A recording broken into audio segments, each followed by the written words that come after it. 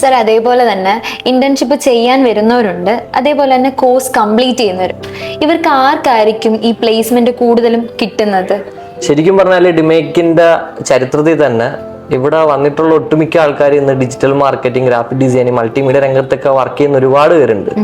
ഇതിൽ ഞാൻ പ്രൗഡായിട്ട് പറയും, ഒരു കാരണവശാലും ഇന്റേൺഷിപ്പ് ചെയ്യുന്നവർക്ക് യാതൊരു രീതിയിലുള്ള ഒരു പ്ലേസ്മെന്റ് ഓപ്പർച്യൂണിറ്റിയും ഡിമേക്ക് ഓഫർ ചെയ്യുന്നില്ല.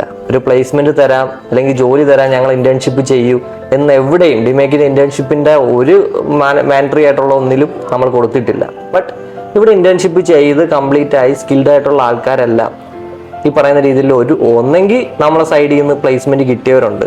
അത് കോഴ്സിനെക്കാട്ടി കൂടുതൽ first priority is everything depend upon course. Secondary course കഴിഞ്ഞിട്ട് പ്ലേസ്മെന്റ് വേക്കൻസീസ് വരുവാണെങ്കിൽ it will be hand over to the internship team. ആ ഇന്റേൺഷിപ്പ് ടീമിൽ നിന്ന് സെലക്ട് ആയവരുണ്ട്. അപ്പം അതുകൊണ്ട് കോഴ്സിന് we are providing 100% we are providing placement support.